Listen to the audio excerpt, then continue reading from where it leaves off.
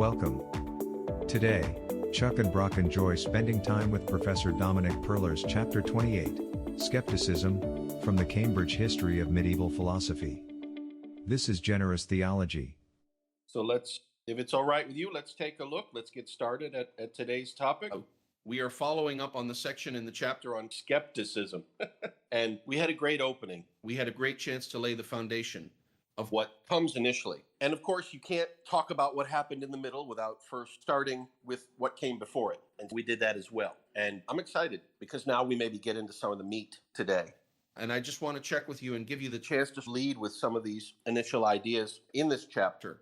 I think we have some really great material to go over together. Can I ask you to just throw it out there and lead it off? Sure. I guess just generally speaking, as a follow-up to our discussion last week and then getting into the key material, one of the things that just really strikes me is we do see some level of a path moving from very sort of limited use of skepticism and skeptical arguments into something that over time becomes much more, we don't get to the point where, like we do in the 19th century, where skepticism really becomes almost the key piece of philosophy and how we think philosophically. But there is a movement to greater use of skepticism. And as we talked about last time, there is a sense in which there is a positive and a negative to that. The negative being, obviously the concern that as you move further into skepticism as a key way of thinking, it is also a move away from a faith-centered way of looking at things. And it does seem that a lot of these scholastic thinkers of the Middle Ages began, at least, to move away from an entirely faith-centered way of looking at things. On the other hand, even as we get towards the end of the chapter, there is still a sense in which that while Aristotelian and other ways of thinking about things had really grown, there's still a sense of how faith and theology plays a role in how people think about these issues. And just towards the end, and we'll get there, but in the last bit of the chapter, there is some discussion of the Parisian philosopher Nicholas of Autrecourt, and he kind of moves to a rather anti-Aristotelian conclusion. And it's interesting to me there that even then the church gets involved, and there's a papal commission in 1346. They are concerned that he's gone too radical in his skepticism and that these ideas could be destructive. And it's an interesting argument and an interesting sort of history as you read through that. And it made me think again about some of the things that we talked about in past years, where we talked when we read Bavinck's Ethics about the relationship between philosophy and theology and science. And, is theology the queen of the sciences? Is the way we study theology meant to be studied in the same way we study science? And what are all those connections? And it just really brought back a lot of those discussions to me as well.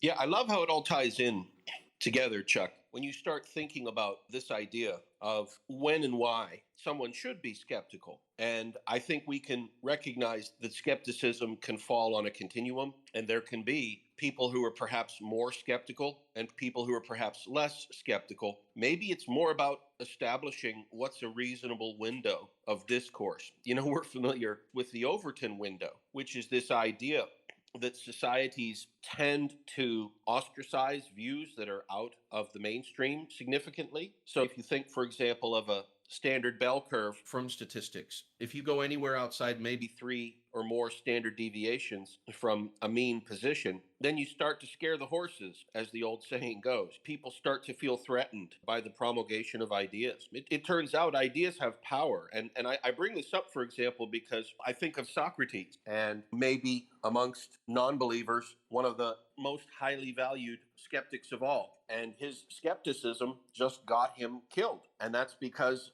I don't think anybody accuses Socrates of a terrible crime, although he was accused of corrupting youth. So with that in mind, we have to consider that there are implications here to holding and maintaining ideas in a society. And that comes through. And so when we're in this chapter, I want to point out that our folks who are speaking in the medieval ages are really trying to propose models that have legitimacy to them, some idea of reputability. And we have to ask, reputable in what sense? For example, consider the biblical given that people are offended by the truth. And I'm just thinking here in the abstract. I'm not pointing the finger at anybody specific, but if, for example, we have some set of people in a society who will take offense at you for sharing objective truths with them, then that does seem to affect what people are skeptical about. In other words, skepticism often, especially in secularizing societies, especially in human-centered or phenomenological societies, will oftentimes seem to move the Overton window toward their worldview, and things that fall outside of that worldview are challenged not necessarily as being false or disproved, but as being unacceptable or unpalatable or offensive. And I was thinking about that reading this chapter. What is it that we humans rest in? And I think our Christian position is a very strong one. You know, we want to rest in the true contents, the narratives, and the facts of the biblical Holy Scriptures. And so we have something that's out there that we want to rest in. And when we're thinking about this idea of the possibility of knowledge, we're already doing metaphysics, even if we have a desire to, quote unquote, stay scientific. And so I was thinking about that. And in the medieval ages, which is the age of faith, the people proposing these models are all presupposing some sort of theistic, and in the Western case, typically a Christian position. And yet we have to keep that in mind now. Maybe it's hundreds of years later from those Middle Ages, and maybe the window has shifted dramatically because of these secularizing forces. I do want to get into the section here, but I first wanted to just talk about that and then maybe bounce that off of you and see what are some ways that you try to approach that and try to bridge that gap.